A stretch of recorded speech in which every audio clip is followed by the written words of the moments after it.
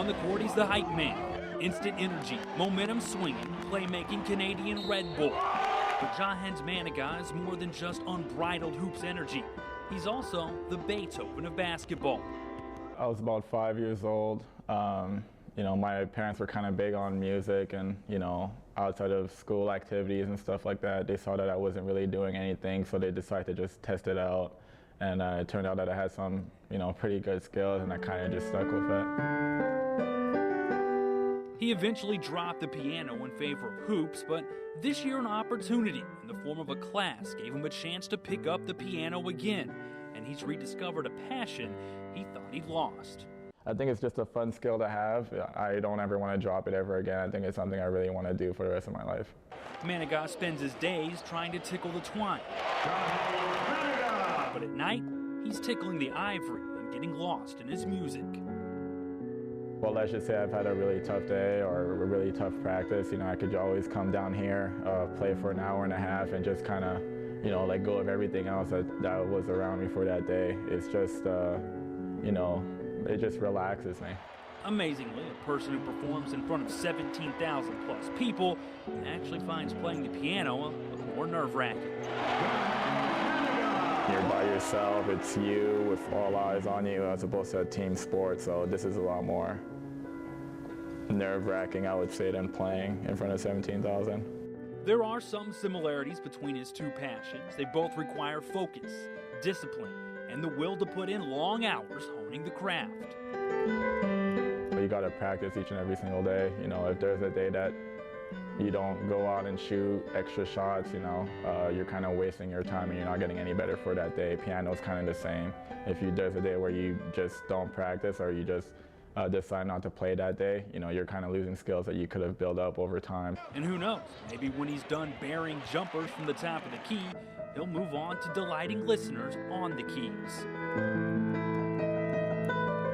Like I said, when you go to Von Maur, you go to classical stores, you always hear that piano guy playing and you're just like, wow, I wish I could do that.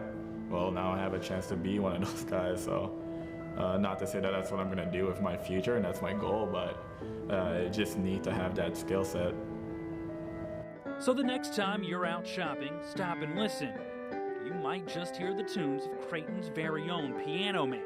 In Omaha, with the Horowitz of Hoops, I'm Garrett Gordon, KMTV Action 3 Sports.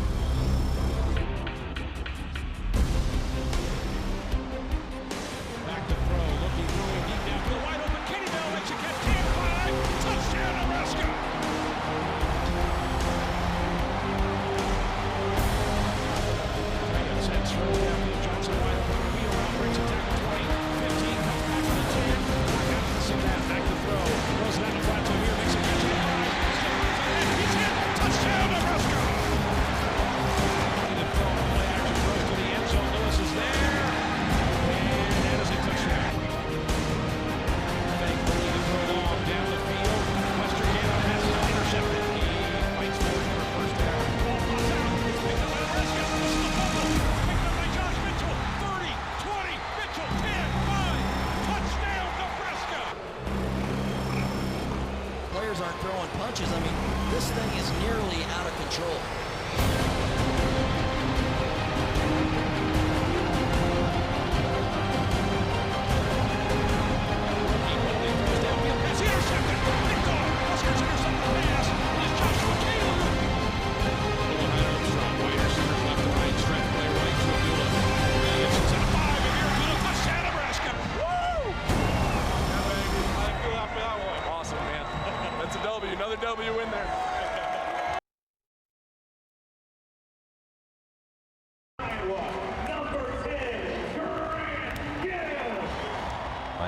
blessed the way things worked out, because there was definitely a point when I didn't know which way my career was going. Grant Gibbs loves basketball. I mean, really loves it. Loves it to the point he was willing to undergo multiple rehabs and spend 6 years in college to play 4. So it's only right the sport loved him back. For a guy like me who looks to distribute and facilitate, I couldn't be in a better spot, having obviously the best scorer in the nation and then a bevy of shooters. Gibbs is a unique talent, one that can't be defined by your normal categories. There's guys who can shoot, and there's athletes, and then there's basketball connectors, the people that can connect plays together, and I think that's what I've been able to do here is, obviously we have some unbelievable scorers, is being able to get them the ball connected in those plays. But don't let the injuries, age, or style of play fool you. Gibbs might be the flashiest dunker on the team. That's quite an honor with this group of athletes we have. That's what I figured. Yeah. One of the better dunkers on the team. Yeah, that's like being one of the tallest midgets, I suppose. Gibbs wears many hats for the Jays: leader, facilitator, prankster, and even trash talker. A part of my game is trying to get under people's skin and trying to exploit the mental aspect of the game, because that's an area where I feel like I have an advantage. He's also a master of talking off the court. He's great with the media and writes a blog for USA Today. So how would he handle the tough questions? Questions about his other passion, hip-hop. I'm going to give you some options. Okay. Low End Theory or Midnight Marauders? I'm Midnight Marauders. Midnight Marauders, yeah. Midnight Marauders might be one of my probably my favorite album of all time, front to back. Supreme Clientele or Iron Man? I would say Supreme Clientele. I think Iron Man's got some great songs, though, but I think I like the production on Supreme Clientele better. But how do Gibbs and his star teammate Doug McDermott fit into the hip-hop universe? Are you guys like the Ghostface and Raekwon in the scene? Oh wow. We're like the Gangstar, DJ Premier, Guru. I'd be the Premier spinning it now. He'd be higher up than Guru is on the rap pedestal. I don't know. One thing Gibbs does know is basketball. He's the connector, connecting players to open shots, connecting the Jays to big wins.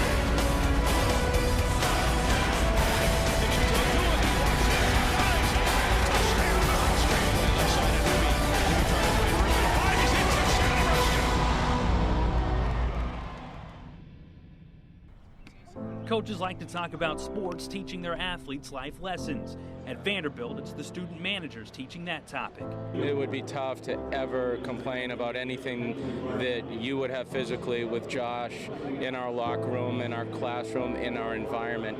It's been a blessing to have those two guys in our program. They do so much for us that just goes unseen. So for them to be here is just as special as us. Special is a good word for it, because it takes someone special to stare down a streptococci infection that cost him all 4 limbs and nearly his life. It takes someone like Josh Rahutsky. We just wanted him in our culture because of who he was and what he stood for in his spirit. Rahutsky didn't flinch. He turned his tragedy into resolve. And the adversity-hardened teenager kept chasing his dream, baseball. He helped his high school team make the playoffs and then turned his eyes to his next step.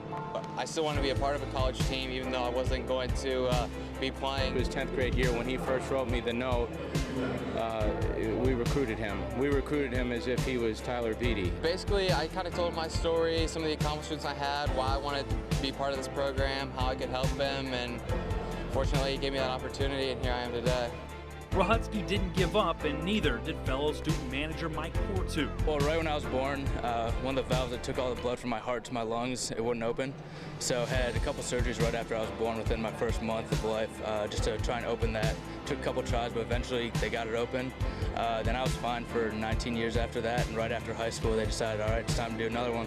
Portu survived 4 heart surgeries to find his way to Vanderbilt.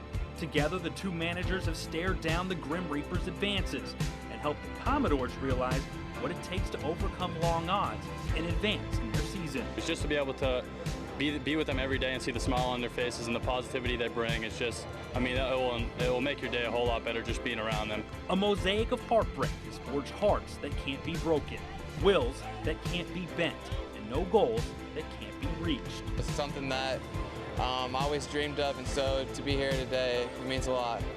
Vanderbilt's wins and losses on the field will ultimately determine if they bring home a title.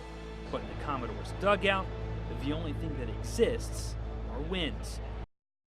There are others in the talent-rich Royals system who perhaps have gotten a lot more attention than Lamb, but it's extremely possible he'll top the list when all is said and done. Magnificent performance from Lamb. He has set down 17 in a row. A 2-1 count, and again a pitch with not a lot on it. Well struck towards left field, and this one will drop in for a hit. Because it's a long road back. The issue's not with that particular pitch. The issue is the pitch is getting to that pitch. John Lamb is a phoenix, left for dead on the burnt-out prospect graveyard.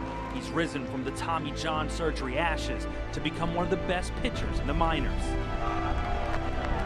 It's just all seeming to come together. I couldn't put any one thing on it. I'm just grateful to be healthy and trying to maintain that health.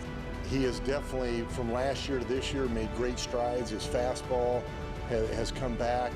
In 2 seasons of work, he's lowered his ERA from a high point of 5.80 down to just 2.71 this season. He's striking out nearly a batter per inning, while also keeping his walk rate down. Lamb attributes the change to hard work and a new attitude. I'm in a simple mindset right now, just day to day, have fun, pitch to pitch out in the field, and embrace it. I think the biggest thing is he just knows getting through last year that he doesn't have to worry about his arm anymore. He can go out and just throw the ball, and he's not, every time he lets it go, waiting for something to happen. Whether it's confidence or attitude leading the charge, the results are positive. He's a AAA All-Star and close to punching his ticket to the show. And I trust that when I'm ready that they'll give me a phone call and say, or you know, Paulie will call me in the office. However it works, I don't know. But I'm sure I'll be pretty excited. I would hope, or just in awe, a dream coming true. Against all odds, Lamb is just a step away from turning a nightmare into a dream.